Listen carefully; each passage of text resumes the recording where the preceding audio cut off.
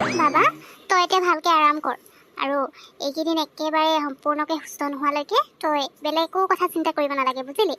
আৰু অফিচৰ কথাটো বাদেই দে, তোৰ এতিয়া গাটো ভালকৈ সুস্থ হৈ ল, তাৰপিছত অফিচ যাওঁ, কি কাম কৰ কৰি থাকিবি। কিন্তু এইকেইদিন ডক্টৰে কৈছে নহয় একদম কাম বন এৰিবলৈ, গতিকে তই অকল আৰামেই কৰিবি। আৰু যদি তোৰ কিবা দৰকাৰ হয় তেতিয়াহ'লে মোক চিঞৰি দিলে হৈ যাব, মই আছোঁ নহয়, তই চিন্তা নকৰিবি দেই। বেচেৰাটো এইকেইদিন মেডিকেলত থাকি থাকি অৱস্থা একেবাৰে বেয়া হৈ থাকিলে। ভাত যে তোক সোনকালে ঘৰলৈ লৈ আহিব পাৰিলোঁ। অঁ মা, হ'ব দিয়া, ময়ো এতিয়া কামৰ কথা চিন্তা কৰি থকা নাই। এইকেইদিন এনেও কাম কৰিব নোৱাৰিম, গাটো একেবাৰে কমজুৰি হৈ গ'ল যে, তাতে এইকেইদিন মেডিকেলত ভাল খানাও খাবলৈ পোৱা নাই, আৰু গাটো বেয়া হৈ থকাৰ কাৰণে খাবলৈও নোৱাৰিছোঁ নহয় ভালকৈ। এতিয়া মোৰ ভোক লাগিছে মা, তুমি নহ'লে কিবা এটা বনাই লৈ আহাচোন, খাই লওঁ, তাৰপিছত শুই দিব লাগিব, বিৰাট ভাগৰো লাগিছে। বোৱাৰী, তুমি ইয়াত থিয় দি কি চাই আছা?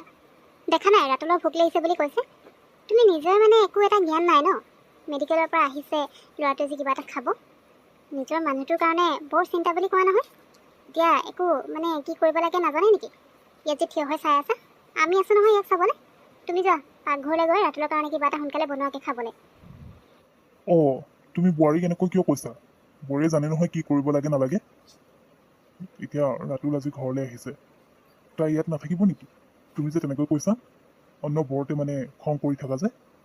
বোৱাৰী, হ'ব দিয়া, তুমি গৈ সোনকালে ৰাতুলৰ কাৰণে কিবা এটা বনাই আনা, নহ'লে তোমাৰ মায়ে দেখিছাই নহয়, আকৌ নহ'লে কিবা এটা কৰি দিব, এনেই তোমাৰ মনটো বেয়া লাগিব। যোৱা বনাই লোৱাগে। আৰু অঁ, তুমিও একো খোৱা নাই নহয় আজি, তুমিও কিবা এটা খাই ল'বা, এনেকৈ ভোকত হ'ব থাকিলে দিয়ক নহয় দেই। পাপা, মই বেয়া পোৱা নাই বাৰু, মই খামচোন, মোৰ কথা চিন্তা কৰিব নালাগে। আপোনালোকে একো খোৱা নাই নহয় আজি ভালকৈ, গতিকে মই চবৰ কাৰণে বনাই দিওঁগৈ, সকলোৱে খাই ল'ব। সকলো ভোকতে আছে নহয়, মই পিছত খাই ল'ম, এতিয়া মোৰ ভোক লগা নাই, মই আহি আছোঁ ৰ'ব। ৰাতুল, তই তেতিয়াহ'লে আৰাম কৰ, ময়ো গৈ প্ৰিয়াক ফোন এটা কৰি লওঁ, তাই চিন্তা কৰি থাকিব নহয়। তোক চাবলৈ মেডিকেলত আহিছিলে, তই চাগে গমেই নাপাওঁ ন?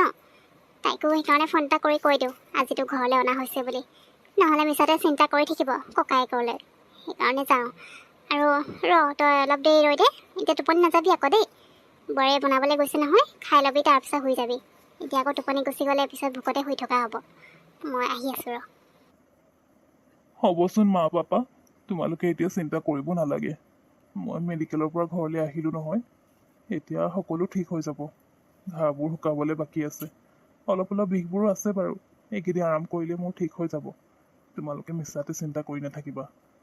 খালি এইকেইদিন মেডিকেলত থকাৰ কাৰণে খোৱা বোৱা ভাল নাই হোৱা যে, খাবলৈও পৰা নাই, সেইকাৰণে কমজুৰিহে লাগিছে। বাকী ইমান এটা একো নাই বাৰু, গতিকে হ'ব দিয়া, যোৱা তুমি প্ৰিয়াক ফোন কৰি কৈ দিয়া, বেচেৰীজনী, তাই লগ কৰিবলৈ অহা মই সঁচাকৈ গমেই নাপাওঁ। হ'ব, তুমি ফোনটো কৰি লোৱা, মই এনেই অকণমান আৰাম কৰি দিওঁ, খাবলৈ হ'লে লৈ আহিলেই হৈ গ'ল। মোৰ যে ৰাতুলৰ কাৰণে সঁচাকৈ বৰ চিন্তা হৈ আছিলে, ইমান সোনকালে যে তাক মেডিকেলৰ পৰা ঘৰলৈ লৈ আহিব পাৰিম ছুটি কৰি, ভবাই নাছিলোঁ। যি হওক, তাৰ সোনকালে ভাল হৈছে, এতিয়াহে মোৰ মনটো ভাল লাগিছে। কিন্তু বেচেৰা ল'ৰাটোৱে বৰ কষ্ট পাইছে দেই, এতিয়াও কৈছে নহয় বিষবোৰ আছে বুলি, সেইবোৰ যে কেতিয়া ভাল হ'ব চিন্তাই হৈ পায়। আমাৰ আকৌ বোৱাৰীজনীও একো কামৰ নহয়, প্ৰত্যেকটো কথা ক'ব লাগিব, এইটো কৰা সেইটো কৰাকৈ, নিজে কি কৰিব লাগে নালাগে অকণমানো জ্ঞান নাই আৰু আপুনি তাইকে ছাপোৰ্ট কৰি থাকিব।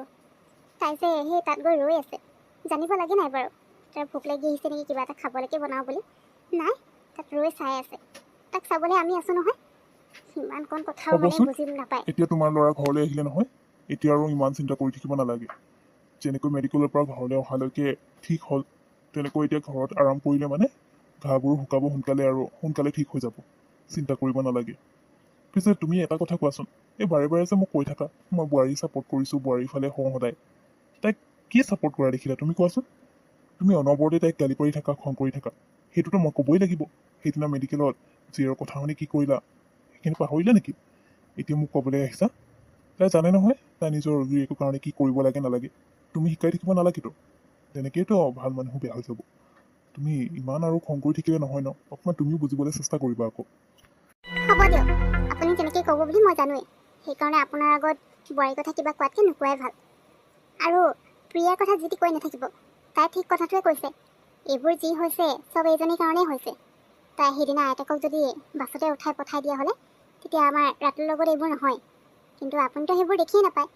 আপুনি অকল নিজৰ ছোৱালীকহে ভুল বুজে বা মোক ভুল বুজিব। কিন্তু আপোনাৰ কাৰণেতো আপোনাৰ বোৱাৰী খুব ভাল। যাওক, বোৱাৰীয়ে ছাইডত থাককগৈ, তাইকে ছাপোৰ্ট কৰি থাকক আৰু মূৰৰ ওপৰত উঠাই লওক।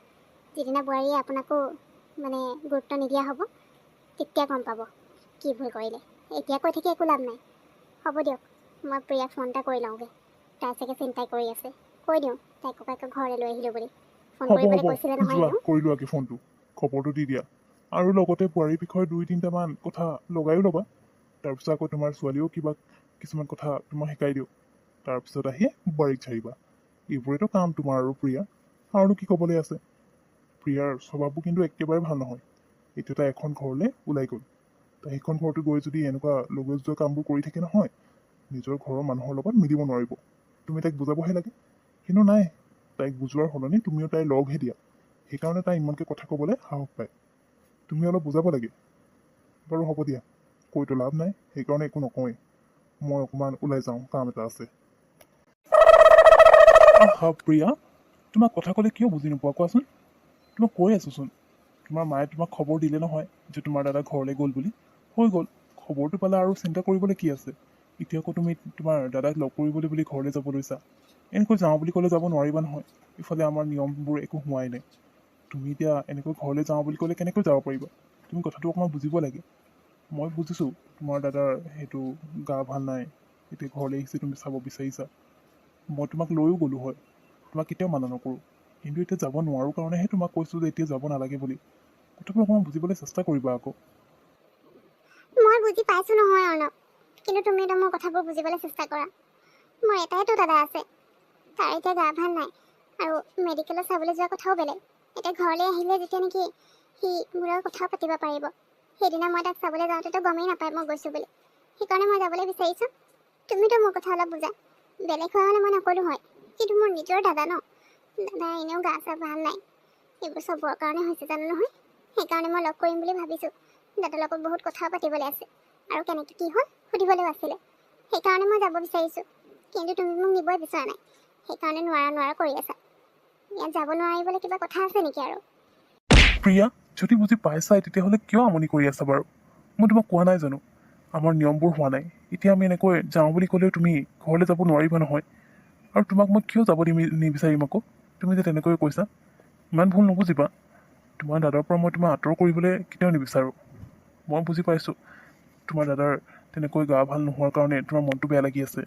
তুমি তোমাৰ দাদাক লগ পাব বিচাৰিছা, কথা পাতিব বিচাৰিছা। কিন্তু মই কি কৈ আছোঁ সেইটো তুমি বুজি পোৱা নাই নেকি? যদি বুজি পাইছাই তেতিয়াহ'লে এনেকৈ আমনি কৰি নাথাকিবা আকৌ। কি হৈছে ইয়াত? অৰ্ণৱ, কি হ'ল?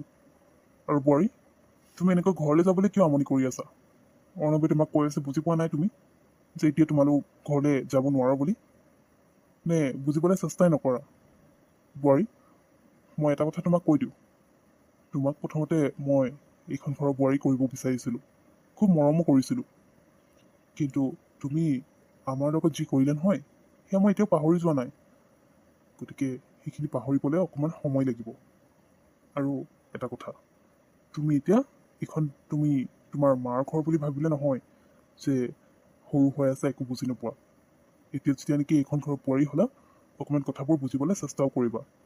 আৰু তোমাক আমি বাধা দিবলৈ বিচৰা নাই, কিন্তু যাবলৈ নোৱাৰাৰ কাৰণেহে অৰ্ণৱে তোমাক মানা কৰি আছে। নহ'লে মই তোমাক মানা নকৰিলোঁ হয় তোমাৰ দাদাৰ ওচৰলৈ যাবলৈ।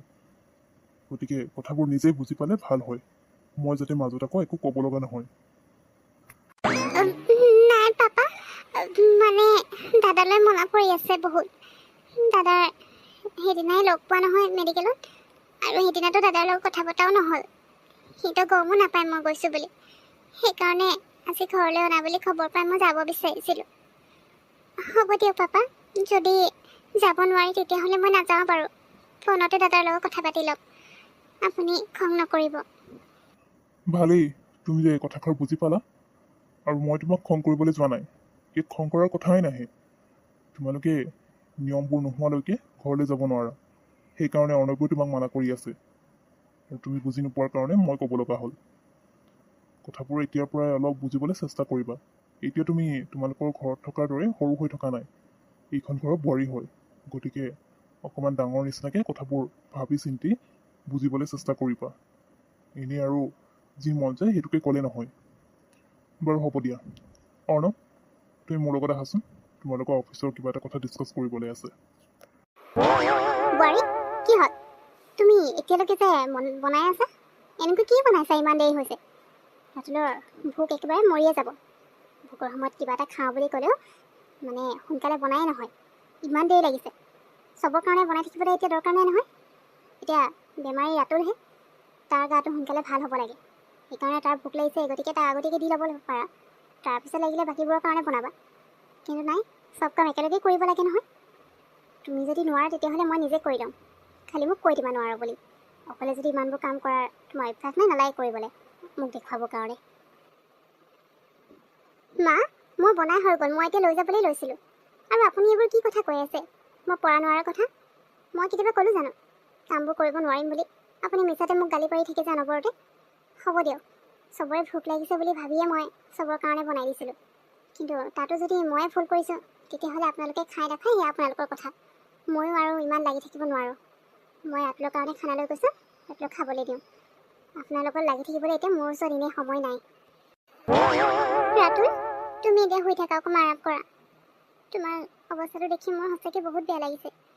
কিন্তু তোমাৰ মায়ে অলপো বুজিয়ে নাপায়। বাৰু হ'ব দিয়া, সেইবোৰ কথা পিছতো হৈ থাকিব। তোমাৰ পেট ভৰিলে নহয় নে আৰু খাবা? যদি আৰু অলপ খাম বুলি ভাবিছা তেতিয়াহ'লে মই লৈ আহোঁ। আকৌ আধা পেটিকৈ থাকিব নালাগে। এনেও এইকেইদিন মেডিকেলত তোমাৰ ভালকৈ খোৱা হোৱাই নাই। এতিয়া ঘৰত আছে যেনেকৈ অলপ ভালকৈ খাবা, যাতে তোমাৰ গাটো সোনকালে সুস্থ হৈ যায়। হ'ব দিয়া তুলি, তুমিও ইমানকৈ চিন্তা নকৰিবা মোৰ কথা। মই ঠিক হ'লোঁ নহয়, আৰু আধাখিনিহে ঠিক হ'বলৈ বাকী আছে। এইকেইদিন ঘৰত থাকি ভালকৈ খোৱা মেলা কৰি দিলে একদম একেবাৰে সুস্থ হৈ যাম। চিন্তাই নকৰিবা। আৰু মাৰ কথা ধৰি নাথাকিবা। মাৰ কথা জানাইচোন তুমি। মোক লৈও চিন্তা যে, সেইকাৰণে তোমাক চাগে এনেকৈ খং কৰি আছে। হ'ব দিয়া, তুমিও এতিয়া কিবা এটা খাই লোৱাকৈ যোৱা। মোৰ হৈ গ'ল, পেট ভৰিলে। এতিয়া অকণমান শুই লওঁ, ভাগৰ লাগিছে যে, টোপনিও ধৰিছে।